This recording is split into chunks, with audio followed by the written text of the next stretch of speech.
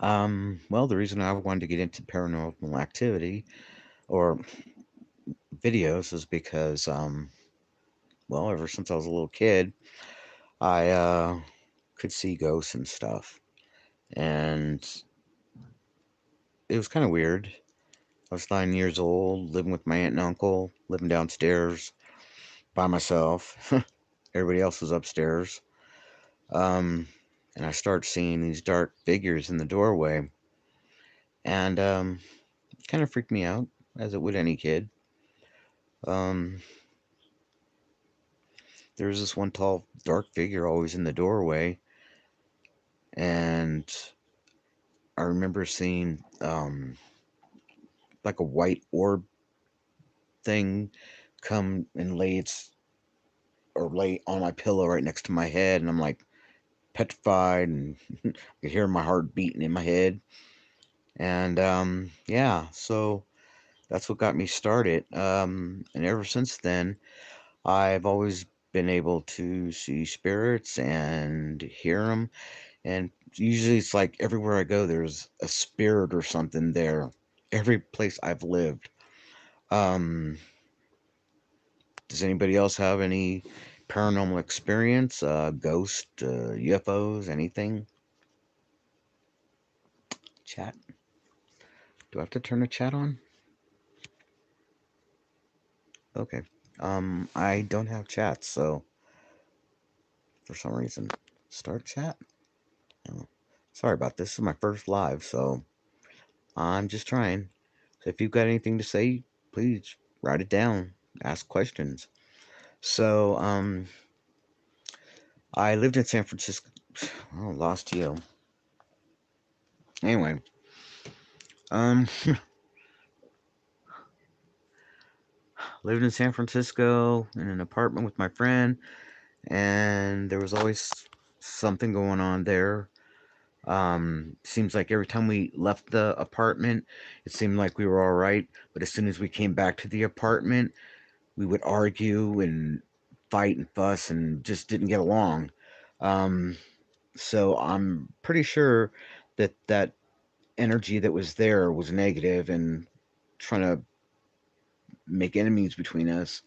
We hired a psychic to come to the apartment, and we had just gotten a rug from a friend of a friend of hers, and he had passed away. And the psychic said that there was a lot of energy in the rug, and that we took her around the apartment, and I really don't remember what the psychic said about the rug, just that it had a lot of energy or something. And we took her about around the apartment, and she said that the apartment was haunted. Um, come to find out, I mean, we live right on the beach, Ocean Beach in San Francisco, and just find out that other neighbors in the apartment complex were having the same problem with spirits and stuff. And I remember the psychic saying that um, there were shipwrecks out there and that the spirits are on the beach or something. And when you go on the beach, walk on the beach, that some might cling on to you and come to your house with you. And yeah, so there's another I lived in another house in San Jose, California, and I was in my bedroom and I had the fan on, and my bathroom was right in front of where my bed was. And I remember hearing a bunch of noises, like some people were fighting or something, and uh, just never could figure it out. I turned the fan off and I'd listen, didn't hear nobody outside fighting, so I turned the fan back on, lay back down, and hear the fighting again. And then all of a sudden, like a picture, like a movie, inside the mirror in the bathroom, I could see a kid on the train track. He had headphones on, and I guess his music was so loud he didn't hear the train horn, and the kid got killed, obviously. And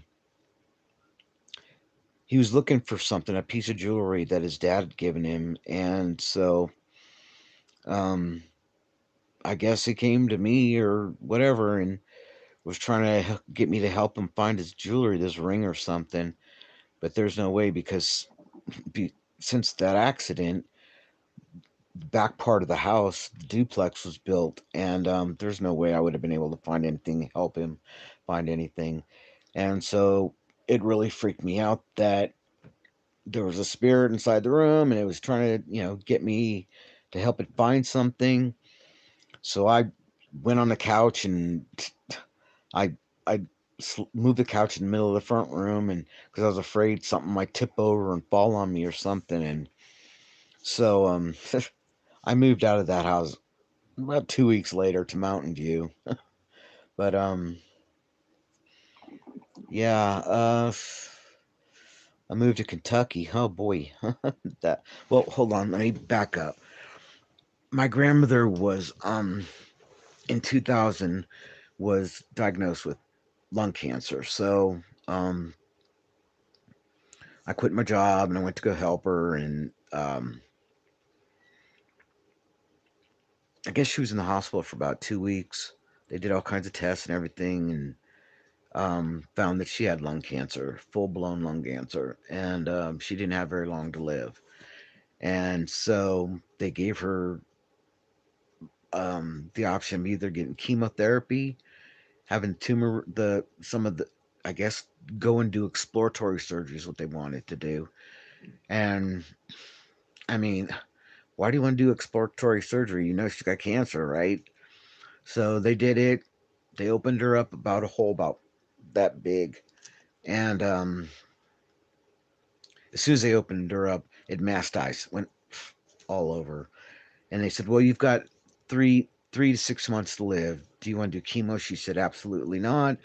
And she passed away on the 19th of April. So she it was only like a month that they had caught it. And so I was pretty devastated because she raised me, and my mom wanted me to help her get through her grief, and I didn't even know how to get through my own grief, and I just didn't know how to help her. So I met someone online. Um, she lived in Kentucky. Um, Ended up moving to Kentucky. Um, my grandmother, I was so depressed because she had left, and I just didn't know what to do with myself. And she came to me in a dream, and it was like because she used to like to go to Las Vegas, and she liked God, what's that guy's name? Donkashane dude, I forget his name. Anyway, she used to go to his ranch, and she showed me pictures of his ranch, and she came to me in a dream, and there was like a picnic table, and I was like up on a balcony or on a porch or something. I forget what you call them, whatever, outside, and she was waving and smiling at me like, I'm okay, I'm all right, it's okay. And I was like, okay, cool, grandma's all right. She's let me know she's all right. But this is where, okay, I got to go back to the day she passed away. It was on the 19th of April. I was in bed. I just had surgery myself. Um, I think it was on the 8th of April, and this was on the 19th. So I was still recovering from my own surgery, and my mom was there helping me and my grandmother. And so my mom, I heard her yelling for me, so I got out of bed as fast as I could, and she was trying to carry my grandma to her bed in the front room, and because she had to go clean up the bathroom my grandma had. As you know, people die with cancer get diarrhea, and so she had it all over the place, and mom had to go clean it up. So I got my grandma and I was helping her in bed, and she looked in the corner and she said, "I'm not ready to go," and she said, "I have too much to do." And so I got her to lay down, but she was laying down, and I had her in my arms, and she just looked up at me, and she had a massive heart attack and died. And she was looking at me in my eyes the whole time. And that's when I knew that when we do die, some of us have an escort to wherever we gotta go. And so yeah. Then I moved to Kentucky, and that was a really bad experience, the whole thing. Um, Ended up getting married to a woman who was having an affair on me the very first time I got there. I mean, there was no denying she was having an affair. And we still got married. I didn't want to be married. I didn't want not want to get married. I was 37 at the time, and I just wanted to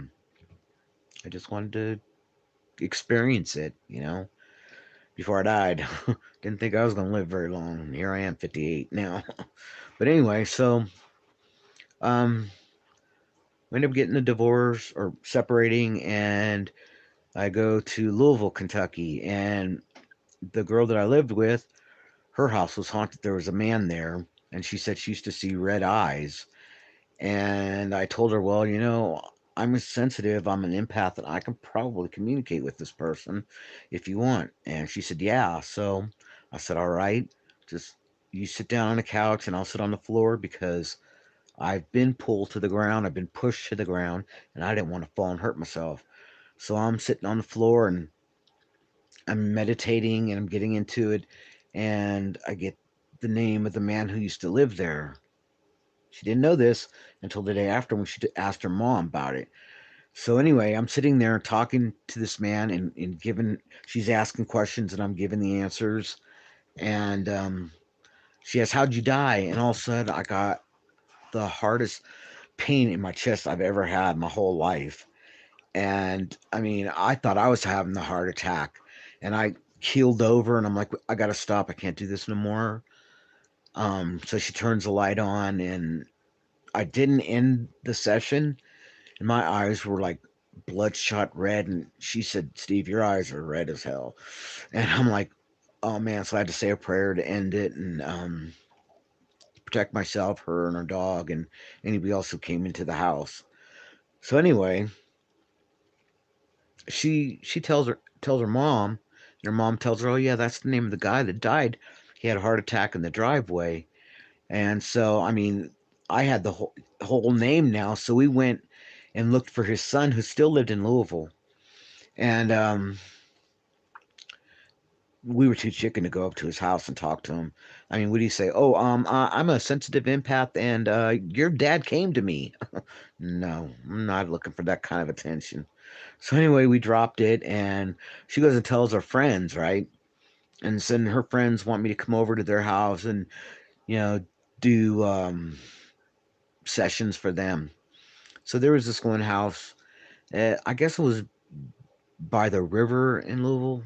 I mean, Louisville's surrounded by a river, um, so I go to their house, and first they wanted me to go to their job because they said someone was there, and I said, "There's no one here," and we were there at night. And there was no one there, and so I go across the street to their house, and I walk in, and as far as I can remember, I don't remember if it was I saw the little girl first. Yeah, I saw the little girl first. She was about 5 or 6 years old. She had little curly locks, wearing a little dress, cute as can be. And I asked, "Do you have a daughter, or did you have a daughter that was about 5 years old?" And they said, "No, our baby died when it was an infant." And I said, "Don't tell me no more. I want no more. You don't have a daughter that's 5, that's living or past at 5." So I'm going through the house. This little girl's following and everything, and she grabs my arm, my wrist actually, and I fall to the ground. I get pulled, and they come get me and help me up off the ground or off the floor. And I said it was a little girl. She was just trying to get my attention. She's trying to tell me something. I need to go upstairs. So we go upstairs, and I go to the bedroom where the baby passed away. And this is the story. The baby that they had died of SIDS. And I said, no, the baby did not die of SIDS. The mother and father were in bed. They brought their baby in bed with them. Father got up for work. Mother rolled over and smothered the baby. That was really hard. And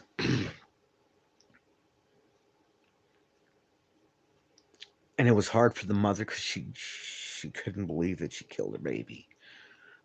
And I told her it was an accident, you know. It was an accident. I mean, this is why people shouldn't have their babies in bed with them. And I told her, your daughter's going to come back to you in a different body. So if someone comes up to you and they tug on your wrist or your coat or whatever, look down at them, look in their eyes, really look in their eyes, and you'll see your daughter in there. She's in there. She might come to you again as another sibling to the baby or a stranger or something. You'll meet your child again. So we were outside. We went outside because everybody was crying, and we're all just kind of like sitting in a circle on the ground outside, and we were all talking and everything. I said, "There's a George, or no, what was his name? I can't remember his name." Um, I said the short version, like Tom instead of Thomas. No, it was Charles. It was Charlie that came to me while we were outside, and I said, "There's a Charlie here died in that drowned." And they said there's a Charles here that died from the flood. We had a flood. The river overflowed and flooded our street, and a guy named Charles died. I said, okay. So everybody was like, "Oh my God, Steve, you're just the greatest. Can you go see this person, this person, this person to do a session for?" And I'm like, sure. So I went to the next one and the next house, and I really didn't get anything. Um, and so went to one other house. I don't remember the last one. I left Louisville and I went to Dry Ridge, Kentucky, and met a girl, and we started seeing each other, and um, she knew that. Well, I told her that I could see spirits and hear spirits and stuff like that, and she was like, "Oh, can you try to get a hold of my cousin that passed away?"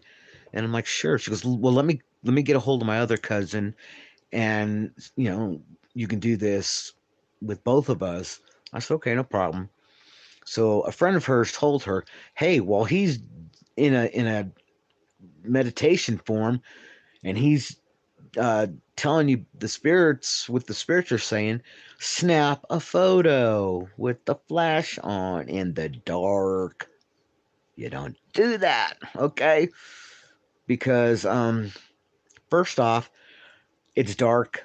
I'm in a meditative state, and I'm listening and concentrating to what the spirits are telling me. You can ask me a question. Don't yell at me, but don't yell, but ask me a question, and the spirit will answer you through me. So it's going really well, and they're getting all kinds of answers that they want, and boo-hooing about their father, uncle, cousin, whatever, and names that they were called when they were little kids by their uncle, blah blah blah. So my girlfriend at the time decides to pull out the camera and snap a photo. Wrong. I woke up and all of a sudden my energy, I mean, it takes energy to do this. The energy just went. Have you ever seen like the atomic bomb going off where it clouds up and it mushrooms out and then you see the ground, everything exploding out? Well, that's how it was. That's how the energy was, and that's how it felt with me. So we woke up the next morning. We were all sick. We went outside, said goodbye to her cousin, and everything in the backyard was blown over. Everything in the front yard was blown over. It was not windy that night. It was in the summertime. It was a nice night. And I said, you cannot do that kind of stuff when somebody is in a meditative state. You cannot flash a light in the dark. You cannot yell when they're in a meditative state because it interrupts the meditation and the energy. Because it takes a lot of energy from me to communicate with the spirit and get their energy. So um, we ended up moving in together and in Corinth. Yeah, it's a podunk town. Sorry, Corinth, but you're a podunk town. There's like maybe one, two stores there, maybe a half-ass gas station there. Mostly countryside, trees, forest, whatever. And I never really liked brick buildings because, for me, bricks trap spirits, energy. Energy, just energy alone, be it sun energy, cold energy, whatever. And so I'm managing this apartment complex. On the first floor, there's a post office and a beauty salon on the first floor, and then the second and third floor were apartments. There was two apartments on the bottom and two on top. And so friends there wanted to, see if I could talk to her mom. At one time, it was one girl, she wanted to talk to her mom, and I said sure. So I had a session with her, and she did a lot of crying because her and her mom, I guess, didn't have a great relationship, and it ended badly before they got to say I love you or anything. So I told her that her mom, when we die, we don't hold grudges, we don't hold hate. It's love. When we die, it's love. It's the energy of love. And that's what we need to do here on earth, is do more love, because that's what's going to save us. But anyway, so soon after I did that, my girlfriend wanted me to do another session. So I did that. And then one night, on a Friday night, um, we're all playing spades and having a good time. Me, her, and our friends that were a couple. And we played spades on Friday nights. And they're like, "Oh, let's do an EVP session." And I'm like, "Ooh, man, we've been drinking. This ain't good. It ain't gonna turn out good." So anyway, yeah, sure. We got the little recorder and put it in the empty apartment upstairs across from ours, because that place was creepy as hell. And our place was creepy as hell. I mean, when we first moved in, I was working on the heater in the apartment, and my girlfriend was in the bathroom outside in the hallway, and kept hearing her call me. And when she came in the house, I said, "What'd you want?" And she's like, "Oh, I didn't say nothing." I said, "I heard you call me. You called me a couple times." And she said, "I didn't call you." I said, "Okay, all right." So anyway, you know, weekend passed. And she's, you know, wanting to go over to her friend's house to party. And so I watched her son, and I kept getting this really strange sensation that there was something there, and it wasn't good. So I'm sitting on the bed watching TV, and I just didn't feel right. So I went and I woke her son up. It was like 1 o'clock in the morning. I was not going to be up there by myself, awake. So I woke her little 3-year-old son up, and we're sitting on the bed playing and wrestling and having fun, laughing and giggling, and you know, I wear glasses, and he's looking at me laughing, and all of a sudden he got this look of fear on his face, and I saw something white fly by my glasses behind me as he gave me that look or stared at me like that. And that place was just creepy, creepy, creepy, creepy. So anyway, fast forwarding back to the spades game. Go put the EVP or the recorder into the apartment, and they're asking questions, what they want answers to. And so a half hour goes by, and I turn the tape over and start recording again on the other side. So after the hour's over, I go and get the tape. We're all listening to it, and there was a lot of growling, a lot of demonic voices. We couldn't understand it. And then it said her name. Like, okay, I'm gonna say Jamie, but it was like a demonic Jamie. It was creepy. We turned the recorder off, and that was it. That was it. I was like, no more. I'm not doing this crap no more. No way. I'm not. I'm not risking my life for nobody no more because it ain't worth it. So yeah. Um, then I moved back to California, San Francisco, to live with my mom, help her out. She's getting up there in age. I got 2 years with her, and I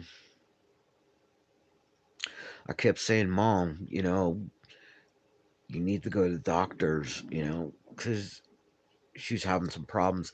And I bet you a million, trillion, zillion dollars that she had a thought in her head that she had cancer, like my grandma.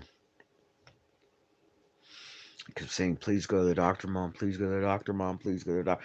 No, I'll go. I'll make an appointment. I'll make an appointment. Blah blah blah. Never happened. So March 26th comes around, and I'm sleeping. It's about 4 o'clock in the morning, and I hear something being thrown against the bedroom door because my mom slept out in the front room, and I slept in the bedroom. Um,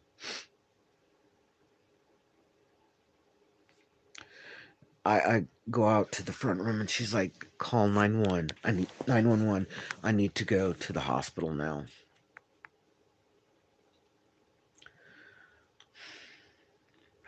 They come in. The EMPs come in.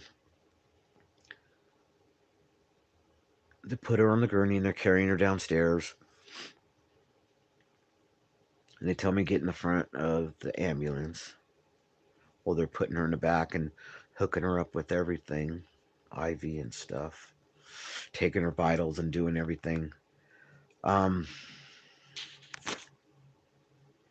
so anyway, um, yeah, she passed away that morning. And so the next day, I was sitting at the table and I looked down to where she used to sit, and I'm like, "Mom, are you here with me?" And all of a sudden, we had an earthquake. It was like a quick jolt earthquake. I'm like, "Okay, okay, okay. I believe you're here. You're here." Because my mom and I believed that when Grandma passed away, that she was still with us. She'd make little noises around the house, whatever. And so, yeah, she died. And she told me she died. And she came to me in a dream, and I said, "Mom, you're dead." And she says, "I'm not dead." She came to me 3 times in a dream.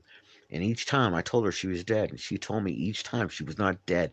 The last time she came to me and I told her that she was dead, she says, "I'm not dead. I'm in the garage." And at that time, we were in the process of moving her stuff out because she had to move. Somebody bought her building and she had to move, and so I was taking the stuff down to the garage. So her stuff was down in the garage. So yeah, and so after that, I was like, "Okay, okay, you're not dead." And then that's when I realized when we die, our spirits don't die, just our body, and our spirits go wherever they want, whenever they want. And she's come to me so many times. I mean, in my dreams, we've gone shopping, we've gone for walks, we've sat down, played games, listened to music, drank beer, had fun, And she still comes to me to this day.